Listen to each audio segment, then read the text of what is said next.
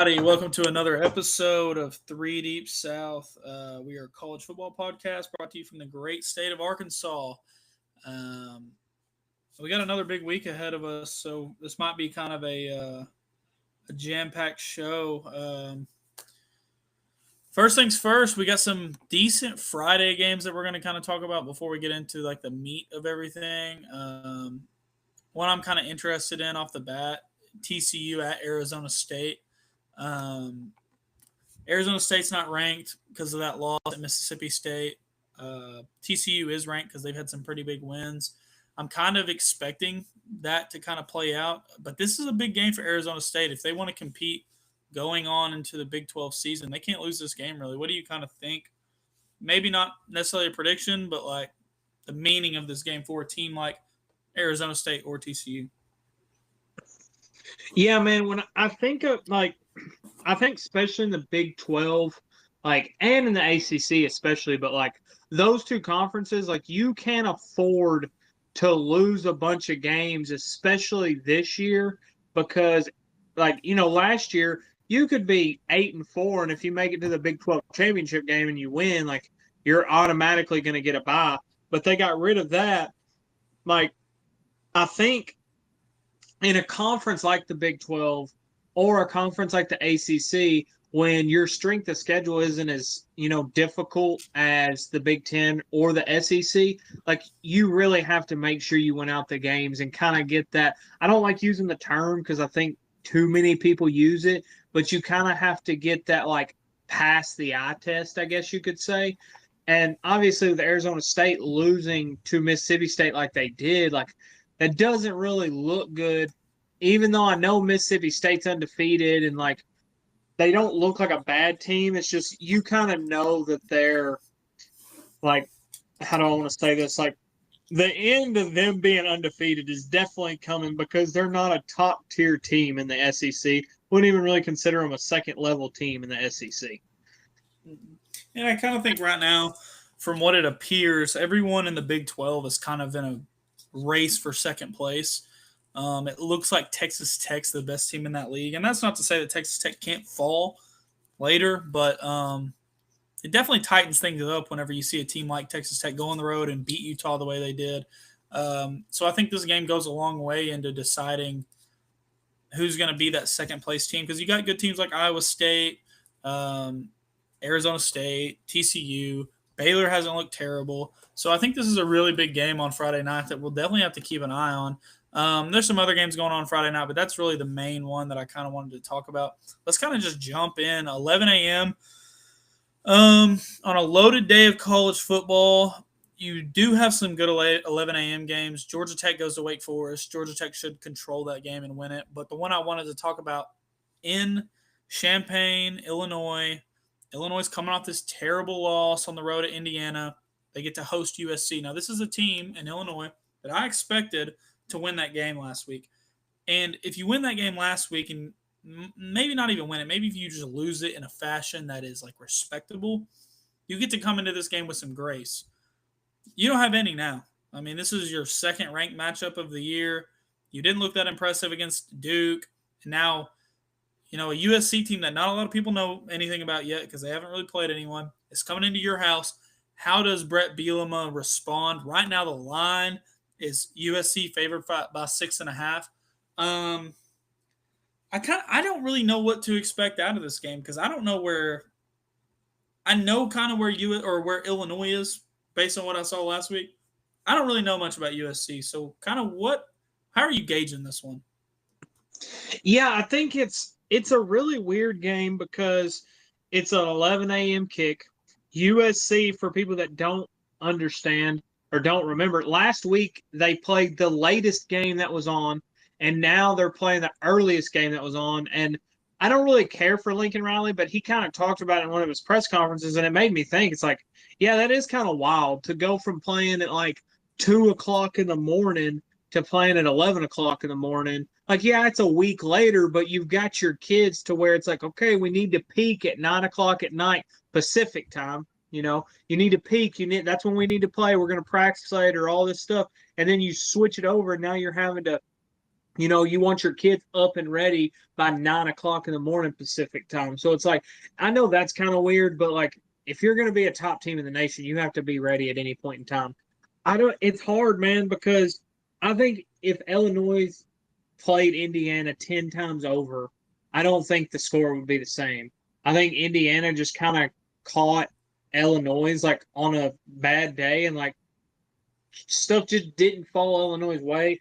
I think USC is a good enough team to where they can beat Illinois, but it's just hard because Illinois, I feel like they're kind of like they know that if they don't win this game, they're definitely not making it to the playoffs. And them losing 63-7 is going to be hard enough for them to make it to the playoffs, anyways.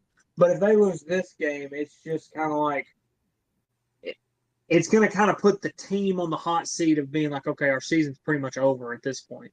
Like we can play for a bowl game, but we're not playing for anything else because like it's not that they have just a terribly tough schedule, but they still have to play Ohio State.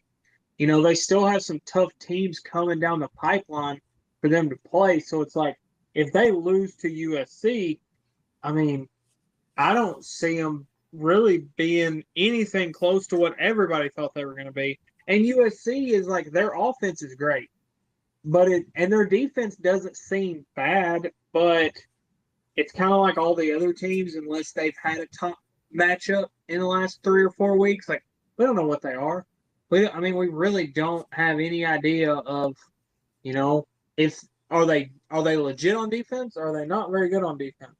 But yeah, they've played Missouri State, Georgia State. Like they did play Purdue, but Purdue put up 17 on them, and Purdue's not a very good team, and Purdue held them to 33. They played a close game last week with Mississippi State, which is kind of like the lower level of the Big Ten. So, I think this is a game that Illinois definitely could win. I think it's going to be a lot better game than what a lot of people think it's going to be. I think the line on that game, what did you say? It was 6.5? Yeah.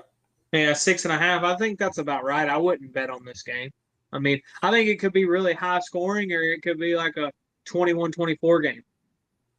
Well, and I think a high scoring game really benefits USC because I think the way Illinois is going to have to win this game and win games going forward is they're going to have to control the clock better. They're going to have to control the lines of scrimmage a lot better. Their defense is going to have to limit big plays and get off the field. And last week, that just none of those things happened at all.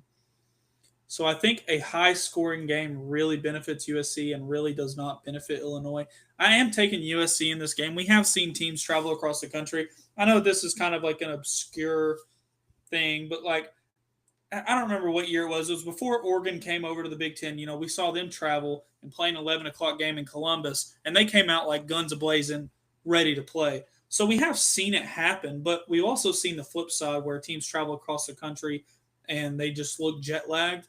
So I think if a focused USC comes out, I don't see Illinois winning this game. I just don't see them being able to keep up in a sense. Let's kind of move on. Another, I guess you could call it a big game. A big disappointment probably. Notre Dame goes to Fayetteville, the Hogs. Right off the bat, 4.5 is the line Notre Dame's way. Sure. What'll probably happen going into this game is all of Arkansas is feeling low. All of Arkansas has just had the two most excruciating losses you could ever watch with your own two eyes. I know because I experienced one in the flesh, and then the second one I experienced on TV. So what'll probably happen is Taylor Green will probably have a great game, and Notre Dame, CJ Carr will probably hit some deep shots. You'll probably be like, wow, how is Arkansas in this game? And we'll get to a point in the game where Arkansas will either have to actually finish the game, and they might win, or you'll get to a point where they'll shoot themselves in the foot once again. I think this whole game depends on can Arkansas clean up mistakes, because we've seen Notre Dame already falter late, just like Arkansas. Both games they lost, they faltered late. And they shot themselves in the foot. I think it's two similar things. I do think Notre Dame is the better team. And I think if we had a more complete and confident CJ Carr, and if they utilized Jeremiah Love in the right way, I wouldn't give Arkansas much of a chance. But if it gets to the fourth quarter and Arkansas needs to score to win, I also don't give us a chance. So I don't really know what to expect out of this game. I'm going to pick Notre Dame, as much as that pains me, but I really don't. I don't know. I don't know what to say about this game. What do you kind of think? I don't know. Arkansas is so weird because I could see a world where they're 4-0 and they've beat, Memphis and Ole Miss, and we're talking about this game as, a top 25 matchup. But, the ball hasn't bounced the Hogs' way, but then they also kind of just seem like they shoot themselves in the foot. And I told you a little bit earlier today, Mason, like Memphis, like, did they fumble the ball? Yes. Should they be coaching ball security, especially after what happened the last 2 weeks? For sure. I think every college program should be coaching ball security every week. But the play by the Memphis player, that was just a good play. He punched the ball out. Like, it's really not just only on ball security. You can look back as a Monday morning quarterback and be like, well, you should have done this, or you should have done that. But what I'm getting at is, like, what I seen in that Arkansas game is, like, their quarterback, Memphis's quarterback, ran for that long third down, and that defensive lineman was just holding him back. And it just looked like a lack of effort. And I feel like this game especially could either go one or two ways. This is definitely a game where I could see Notre Dame completely choking the win away, and Arkansas wins by anywhere from 10 to 14 points, and Notre Dame's season's pretty much over. Or I could see a world to where pretty much the whole team's like written off the season. Sam Pittman already kind of knows he's going to get fired. He just doesn't know if it's after this game or after the next or the next or the next. So I think I could see a world, like I said, where Arkansas wins, but I could also see a world to where Arkansas loses by like anywhere from 21 to 28 points, because they're just like, they don't even want to play anymore. They have no desire to play. They've just been kind of like crap canned the whole season, because two losses like they've had where they've been so close and they've came down to like the last 2 minutes of the game and they've just kind of pissed that win away. Like, that takes a lot out of a team, and everything around Arkansas as a fan base right now is either half the people want Sam Pittman gone, or the other half thinks that everybody's stupid because he's an actual good coach and he's going to lead them to the promised land. And it's like, I just feel like that's going to take a big toll on the program itself. I mean, but James Franklin's kind of in a similar situation to where obviously expectations were a lot different team to team, but like they're definitely behind the eight ball when it comes to like making the playoffs and having a successful season like they had. I think it could be a very high scoring game.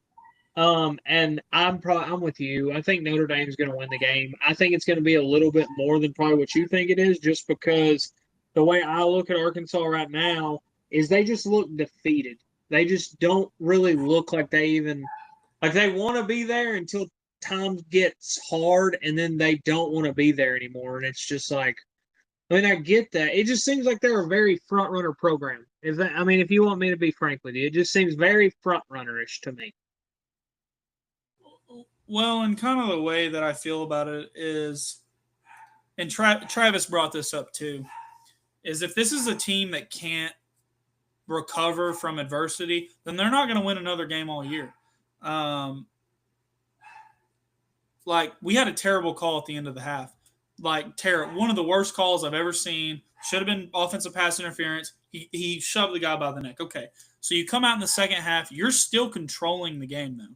And you come out and we just look dejected. I don't necessarily agree with his second comment where he says he is a horrible coach. They need to lose this game and tell Pittman to hit the road before the third quarter. I don't agree with that, because this is a team that is consistently competitive. Over Pittman's entire career here at Arkansas, we've consistently been in every game, besides one that I can think of. It's just more of a thing of you choke games away. And if this is another thing where we choke another game away, whether it's time management, whether it's a fumble, whether it's just like ineptness. I don't know. Like if you lose the game in the end because of your own doing, I could see Pittman losing his job after this game. But I do think with his back against the wall, kind of like it was last year against Tennessee, you did see a more focused Arkansas. You did see a less turnover prone Arkansas. You just saw a more inspired effort. Maybe we see that Saturday. I hope so. I hope so. At the end of the day, I would rather us win the national championship, Pittman be our coach forever, than I would rather us lose. Now, I don't think that's going to happen. But, I mean, if we're just sitting in reality, this is a dead program right now. We'll see what they come out with Saturday. Let's move on to the next game. Let's see. The next game. Sorry, there's a million of these on here. Okay, we're going to skip straight to 2:30. We have, I think, is a loaded 2:30 slot. But we'll start in Seattle, Washington. The Ohio State Buckeyes are making their first appearance on the show in like a month because they haven't really, they've played their tune-up games in between the Texas game and this game. They go on the road and they play Washington. Right now, the line is 7.5 Ohio State's way. I'll let Justin kind of take the lead on this one. He's probably watched more Ohio State football in the last 2 weeks than I have in my whole life. So here we go. Yeah, it's this. You want me to be completely honest with you, Mason? This game worries me more than I think the Penn State game. Washington is a lot better. I mean, they're not ranked at all, but they're a lot better than what people give them credit for. I think because maybe they played late at night or people just haven't watched them. I mean, their first game, they didn't really win by a bunch. They won by 17 points. Their next game, it was 70-10. And then in their Apple Cup versus Washington State, which is a rivalry game, they won 59-24. Their quarterback he's a lot like Kyler Murray, very dual threat. They kind of have a three-headed monster on the offensive side with a receiver, their quarterback, and a running back. Their defense, I wouldn't say that they're like great, but they do have extremely tall and long corners. I think both of them are like 6'4".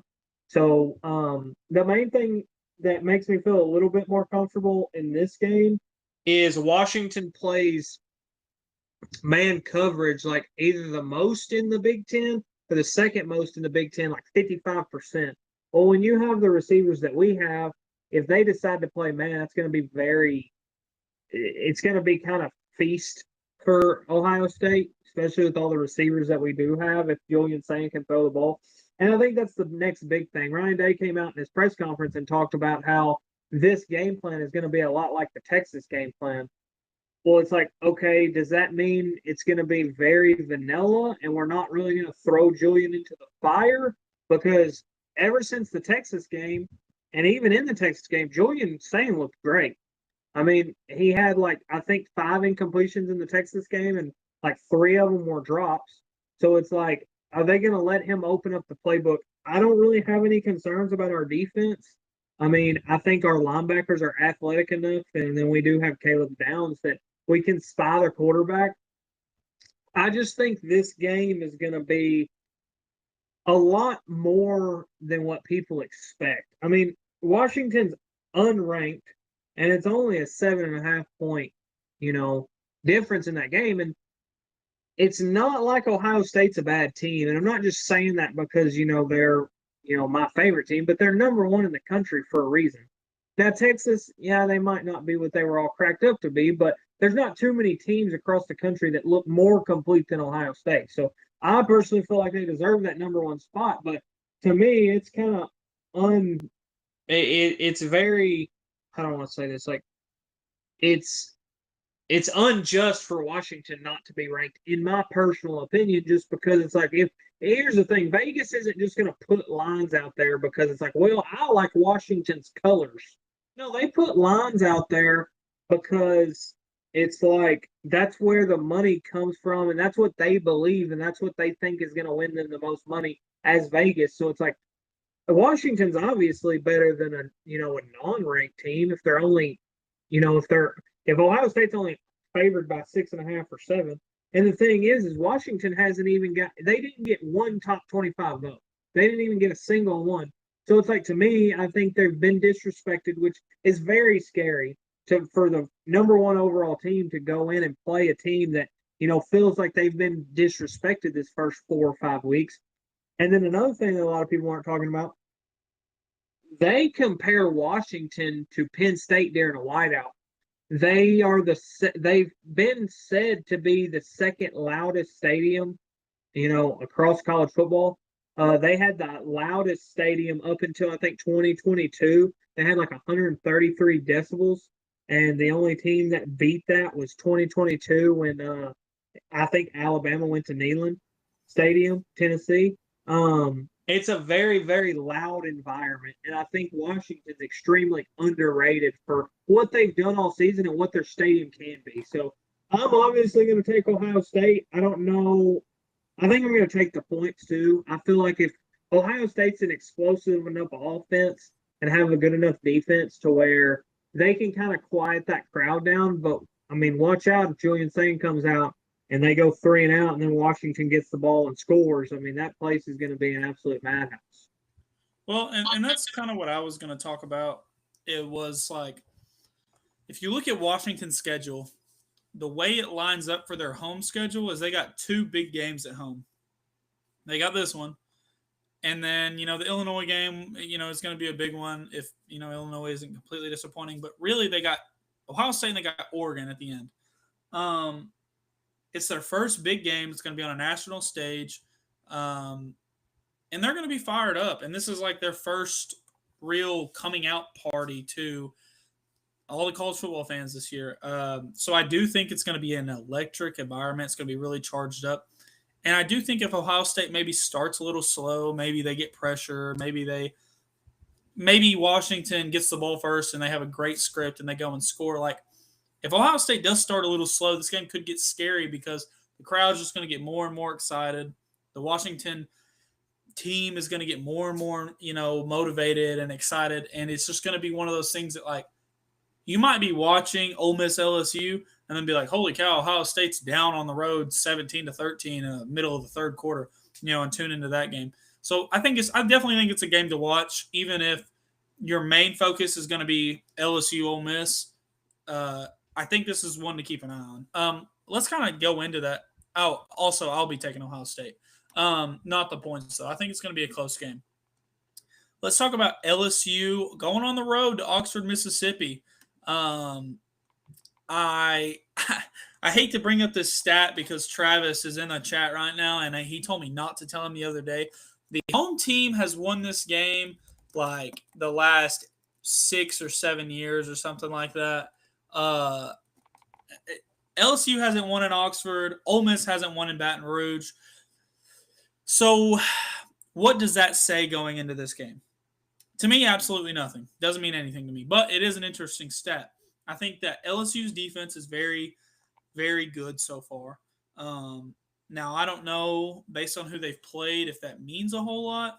But so far, they've looked dominant in a sense. Garrett Nussmeier looked a lot better last week. He looked a lot more confident. They ran the ball a little bit better. But I saw what I wanted to see from LSU in that aspect. On the flip side, though, Ole Miss's defense looked a lot better, too, against Tulane. Now, against Arkansas and a mobile quarterback, they looked bad. Garrett Nussmeier can't run. But the more important thing is Lane Kiffin announced on Pat McAfee's show, I think, that Chambliss is going to be starting. I watched Chambliss live in person. That guy is really good. Now, everyone's going to say D2 quarterback, whatever. He flows well within the offense. He moves the ball down the field really confidently. You don't see errant throws from him. I didn't see a whole lot of mistakes in any of the games I watched of him so far. It might be a bad matchup for LSU in that sense. It's a really tough game. I've kind of flipped back and forth on who I think is going to win all week. I went from Ole Miss is going to win to LSU is going to win.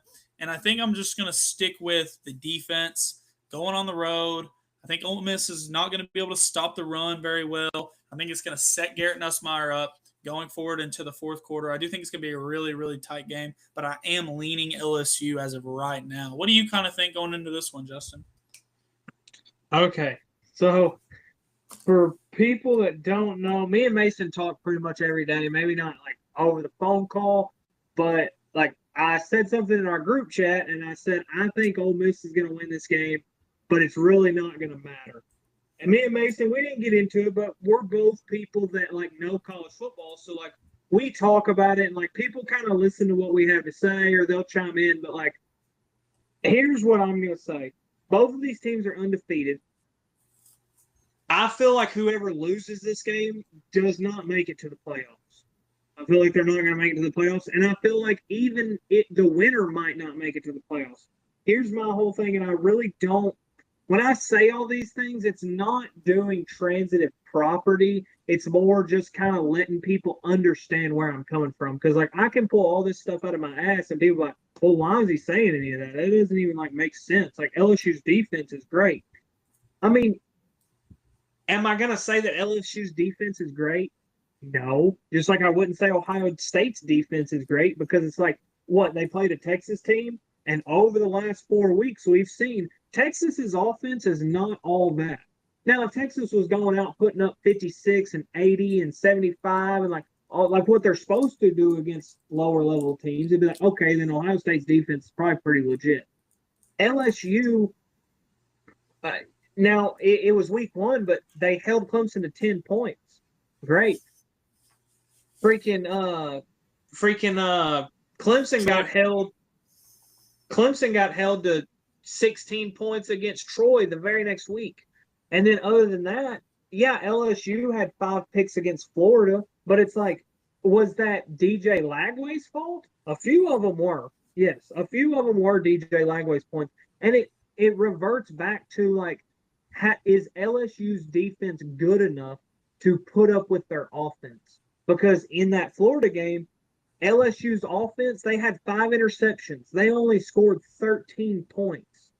And it was 20 to 10. They had a pick 6. So their offense only scored 13 points against a bad Florida team.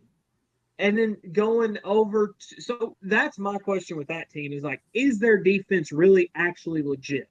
Like, I know we've seen them, and I know we claim that they are. They have the Weeks brothers, and they have Perkins and like all those, which I'm not saying they don't have athletes, but I just don't see LSU going from having one of the worst defenses in the country last year and the year before to just miraculously having a top 5 defense and being able to pull their offense along because their offense struggles running the ball. On the other side of the ball with Ole Miss, I think their backup quarterback, which will be starting, I'm pretty much going to call him the starter because I think if he doesn't start for the rest of if he's not the starter for the rest of the year, I think Lane Kiffin's going to lose that team because it's such a drastic, increase from Simmons. Like, what have they done? They struggle stopping the run. They're like 121st in the country in stopping the run. So if LSU just comes out of the gate and starts running the ball, it's not that big of a deal. Like Ole Miss does not know how to stop the run anyway. So don't think that like this game is like, oh, well, LSU rushed for 220 yards. Like their run game is fixed. It's like, no, it's just the team that you're playing's run defense is ass. My whole thing is like in back-to-back weeks, Arkansas played Ole Miss, and Arkansas gave up 38 and scored 31, I think, 32. And then Arkansas played Memphis. Arkansas played Memphis the very next week, and the scores was like similar. Now, I'm not saying Ole Miss is just as good as Memphis. I'm just saying I don't know if they're as good of a team to beat the teams that they have to beat on their schedule to make it into the playoffs. And I feel like this game specifically, it's against 2 good teams, but I feel like a lot of people think that they're 2 great teams. And I don't feel like they're on that level. I feel like both of these teams, one side of the ball struggles significantly more than the other side of the ball. I could see this really being like a high-score game, honestly. I could see this being like a 45-42 game. And I really think before I get into this, if you're in the chat right now, drop your predictions. I want to see who everyone's kind of, favoring or fading, But as far as I hate talking about the playoff because the playoff to me is just, an afterthought right now. But as far as that conversation goes, I think if Ole Miss wins this game, they set themselves up very well. On the flip side, I think if LSU wins the game, they still have some difficult games on their schedule that Ole Miss doesn't have. Now, if LSU loses, I think LSU does eliminate themselves in a sense because they still got to go on the road to Tuscaloosa. They still got to play A&M. We don't really know Florida's whole deal, but they do have to play DJ Lagway, who I still think is a supreme athlete. LSU has to host South Carolina, which isn't, whatever. Ole Miss also has to play South Carolina. So I just think to an extent, Ole Miss has the easier path going forward. So I do think Ole Miss could maybe lose this game and sneak in. I don't feel the same way about LSU. Ole Miss just has Georgia, kind of. They don't play Texas. They don't play Texas A&M. They do play Auburn, but I think they can beat Auburn. So I just think it's a situation where LSU really needs to win this game. And nothing I've seen from LSU says they can't. The like only you reason said- reason I say Ole Miss is because they have that, and I can't tell if it's actual back-to-back weeks, but they have that.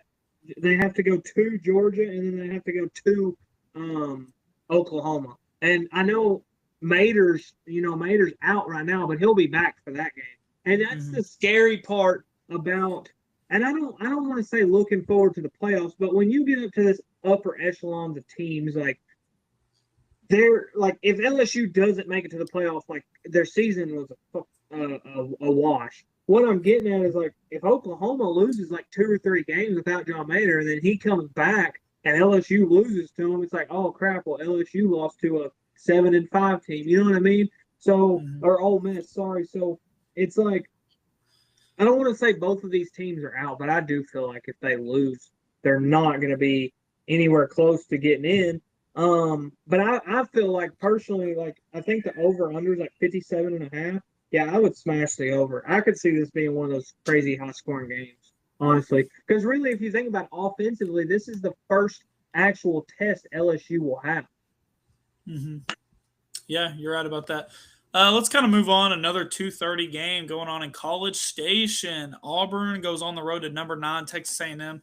Now I don't know exactly what Texas A&M has done to deserve that ranking. They beat Notre Dame on the road, which I guess is a big win.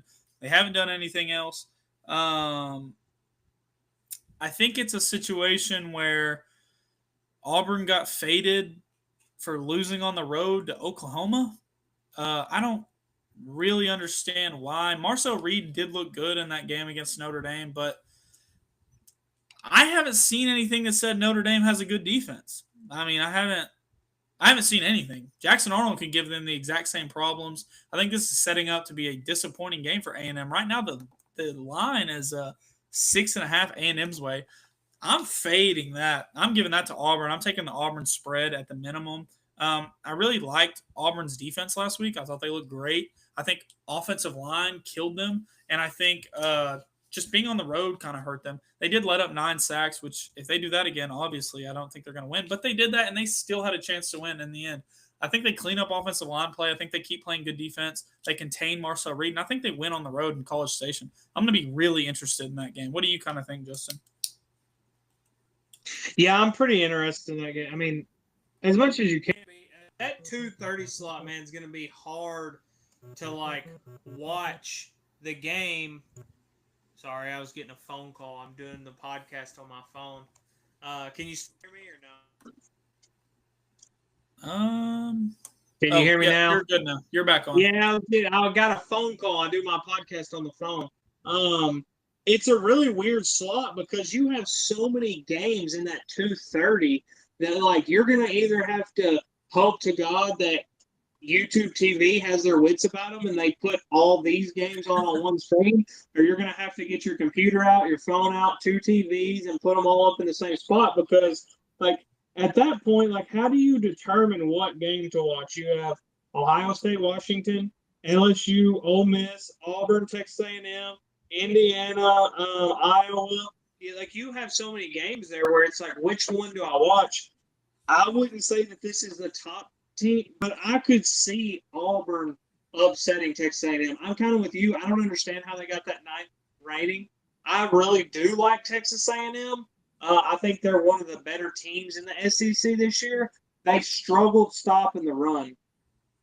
And with Auburn having that runaround quarterback that will run the ball on you, I don't feel like this game looks good for Texas A&M on paper. Now they might, Auburn might come in and Kyle Field gets rocking. They could have Auburn in shambles the whole game. But if I feel like if Texas A&M gets down by like 10 points, I don't feel like their offense is powerful enough and their defense is stout enough to come back from that, especially against a team that's good enough like an Auburn is. Well, and I think a big deal is they went on the road last week. So Yeah. I do think Kyle Field is a bigger deal than whatever Boomer Sooner Stadium is called. But like, I don't. I'm not discounting Texas A&M's home field advantage. This definitely is a tough turn for Auburn. They're probably a little banged up, but I think this adds to experience. I mean, you went on the road, you played a tough game, you lost. You also had a million penalties and let up 9 sacks. So I definitely think it's something to where this is a big one moving forward for Auburn. But I think Auburn can win this game, and I don't have any reason to doubt that in a sense.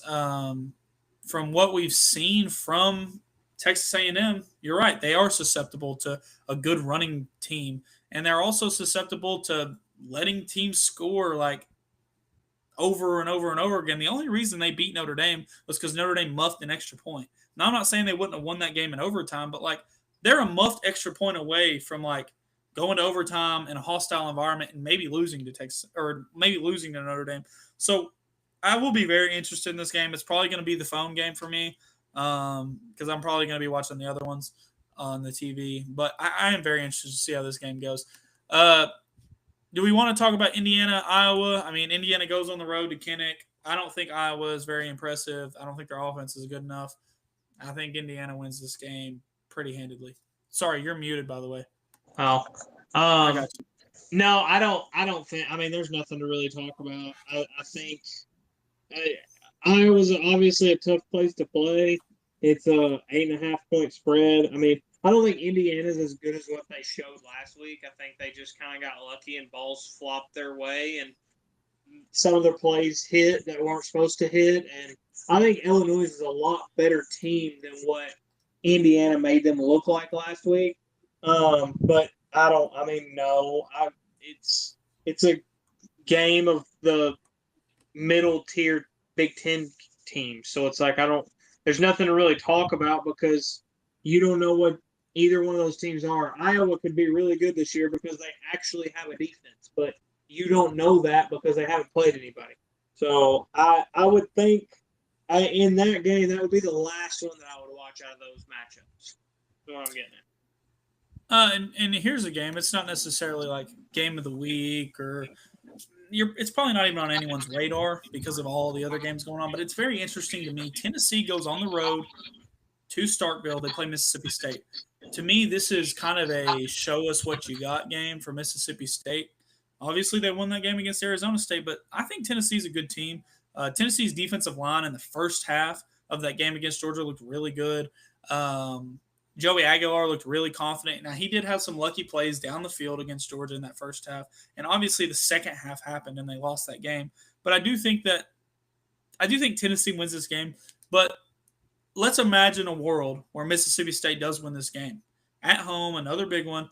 Does that kind of maybe anoint Jeff Lebby as like the guy in Starkville? I mean, obviously, I don't think winning this game puts you in any kind of postseason aspirations that – people are going to talk about, with teams and after every win. But I do think that if they do win this game, like that kind of anoints Jeff Lebby and it kind of shows you where the program could be headed. If they lose this game, it doesn't mean that much. I mean, they're still in year 2 of their head coach. They went 2-10 last year. Tennessee's a good football team. So like, it's interesting to me in that way of like what it could mean for Mississippi State. Now, what it could mean for Tennessee is you're going to be severely disappointed probably the rest of the year. You're going to play a bunch of teams better than Mississippi State. So kind of what's your gauge on this? Yeah, so it's really weird because, see, I think Tennessee is the top of the SEC this year. What a lot of people don't understand is when Tennessee played Georgia, now I'm not taking this win away from Georgia. They still might have won the game, but you don't know. Tennessee was out their two best corners. Now, I know Georgia's not a team that just pushes the ball down the field, but if you're out your two best corners, which is probably the most important position on the defensive side of the ball besides your, defensive ends, that's a big deal. I like Tennessee in the SEC. I think they're probably one of the best teams. Them, Alabama, and probably Texas A&M. I would say, like personally, that's what I see. But I'm kind of with you. Like if Mississippi State, like this is their first sight of that like big game that Jeff Lebby can like stamp his, like you said, approval in Mississippi State. Tennessee's a 7.5-point favorite. I'm not going to get anywhere close to this game because I could see a world to where Mississippi State, rings the cowbell so loud to where Tennessee doesn't even know what they're doing.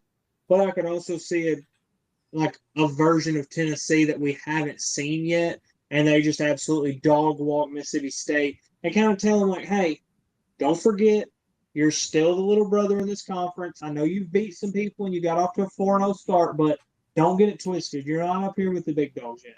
I could see that world, or I could also see a world to where Mississippi State pulls out some crazy stuff and the balls flop their way the right way, and they win this game like 31-24, 31-28. So I have no desire to bet on this game. I would favor Tennessee with the points, but I'm not very good at betting. So, I'm not betting on this game. I do think Tennessee is going to win this game, and I do think they're going to win it by a very sizable margin. I just think it's an interesting perspective if Mississippi State does win. Let's kind of move on into the big ones, the meat of this. What everyone's kind of looking forward to, kind of the meat of this schedule. Oregon at Penn State, 6:30 on NBC, wide out. James Franklin is 4-20 or 4-15 or something like that in top 10 matchups at Penn State. This is an Oregon team that's young, going into what everyone thinks is like the craziest environment once a year. I do agree it's a fun watch. I don't know if it's the best environment, but nonetheless, this is a big one. This is a big one for both teams. If Oregon wins this game, to me, they might win the Big Ten again, which I did not think was possible with how young they were. But this is what I'm kind of like steering this into. I think Oregon's inexperience in their youth is going to play a factor in this game. They're going into probably like the toughest place to play, maybe in the entire country on this specific night. You're going to be playing a very experienced Drew Aller. You're going to be playing a very experienced offensive line. You're going to be playing a two-headed monster that's like anyone would love to have, a retooled receiver room, and a defensive line that gets after the quarterback. Penn State, to me, they're still my Big Ten champion. I still feel all right with that pick. I know some of my other conference champion picks haven't panned out quite. But I still feel very confident, and I think that this is how this game goes. I don't necessarily think this game's going to be that close. I think it's going to be like a 10-point win. I think Penn State controls the lines. I think they get after Oregon's quarterback that escapes my brain every single time. Dante Moore, I think is his name. And I think James Franklin does get that top 10 win. What are you kind of going with this game, Justin? Yeah, I'm completely opposite of you. I think Oregon probably comes and sneaks it out, honestly. I don't really know a lot about Oregon. I just trust Dan Lanning in this game more than I trust James Franklin, for one. And here's my next question for you, Mason. I think I either heard this on Josh Pate or Menace to Sports, so I don't want anybody to think I'm like stealing information. Do you know when the last time Drew Aller threw for more than 250 yards? Probably junior high. Yeah, it was last year against USC. And they just played Villanova last week. Like, I just don't trust Drew Aller, man. I just don't, even with the receivers that he has, I just don't understand. I know they have that two-headed running back that is great, but, I mean, I don't know. I just feel like if Oregon has a high-powered enough offense, if they get out early on Penn State where it's like 14-3. I just don't think Penn State's going to be able to come back. And I know it's a whiteout, which is probably, like you said, the most crazy environment you can play in.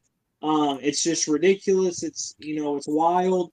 But I think Penn State doesn't have that offense that really scares you. So even if Oregon starts slow on the offensive side of the ball, it's not like Penn State's going to just go out and start running up and down the field. It's like, well, if you can stop the run and load the box. I mean, if I was the defensive coordinator for Oregon, that's what I would do. Just load the box and play man on man on the outside and force Drew to push it down the field. So it's like, I mean, I'm going to take Oregon. If I was betting, I don't think I would take them to win it outright. I would take them with the points. I think it's -3.5 right now. I think they'll cover that. I could see Penn State winning by 1 point, or I could see, Oregon winning by 3 or 4 points. I think this is the biggest game Dan Lanning has had his team in since Ohio State boat raced him in the playoffs, and I feel like a lot of stuff that's going on and how they've been kind of talked about is going to, make Dan Lanning get this team ready. Well, and my biggest reservation with Oregon is last year they were I mean, obviously this is a completely different team and this is a completely different season. But last year, Penn State kind of hung with them and made that Big Ten championship close.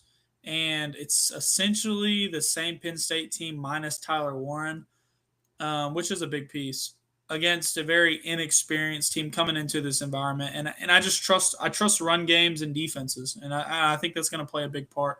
I think offensive line play is going to play a big part in the other nightcap game too. Let's kind of get into this one. Number 17 Alabama goes on the road to play Georgia. Georgia hasn't lost a home game in like 38 straight. It's a night game. Georgia probably has some sort of like a revenge factor coming into this game. Georgia's favored by 2.5. I think this is a game where Georgia has to be able to attack Ty Simpson the same way Florida State did, and they have to also be able to protect Gunnar Stockton. Last year, you saw Jalen Milroe just be able to throw the ball down the field, and it killed Georgia in that game. You also saw a lack of ability to protect Miami's quarterback now, Carson Beck. Carson Beck threw a lot of picks. Georgia mounted this huge comeback, and it didn't matter because they could not get to Jalen Milroe, and Ryan Williams kept making huge plays. I don't think that's the same story this year. I don't think Alabama's going to get out big. I don't think Ryan Williams is going to have this crazy game like he did last year. But I could see Alabama going in and beating them. They've had Georgia's number. I mean, even post Saban, they've beaten. They're 1-0 against Georgia. But I think I'm going to take Georgia in this game. A motivated Georgia team is what everyone loves to see. Everyone loves to see a team that is like they come out with like this focused aggression whenever they feel like slighted or they feel like they have something to prove. And I feel like they have everything to prove in this game. I like Gunnar Stockton. I thought he played a good second half in that game against Tennessee. I think their run game is going to be a lot better, and I think they're going to get after Ty Simpson in a similar way. So I'm picking Georgia and the points. What do you think coming into this big one?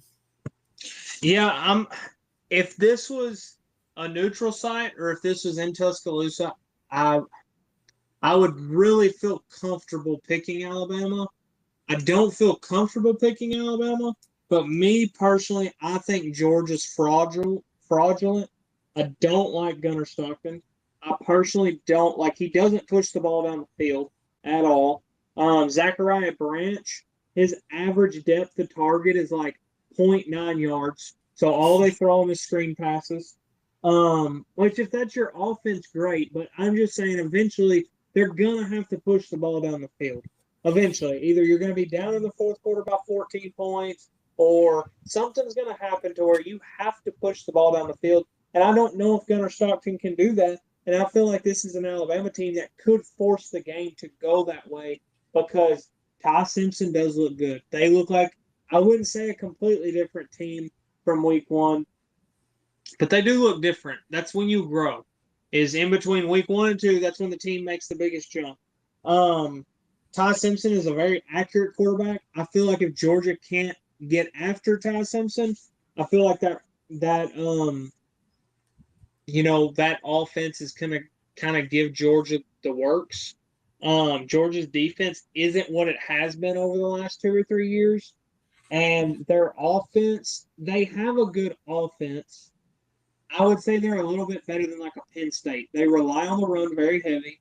Their quarterback is good enough to get them, winnable games. But I don't feel like if how do I want to say this? Like if Georgia's down by 14 with 8 minutes left to go in the game, like you don't want to look back. I wouldn't say I look back there and like, oh, Georgia could win this game. They have Gunner Stockton. It's like, I don't really see them winning the game because I don't trust Gunner Stockton's arm that much. I mean, I'm not saying that he's a bad quarterback. I just don't think that he's a good enough quarterback to where they can rely on him like they might have to in this game, if that makes sense. And Travis did bring up a good point in the chat. He said, you got to think Bama is also against the wall. And he's right.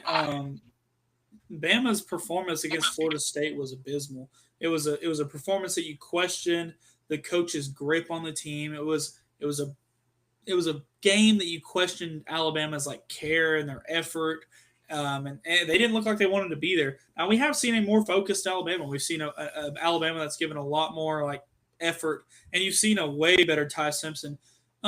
So in a world where Georgia cannot get to Alabama's quarterback, they can't.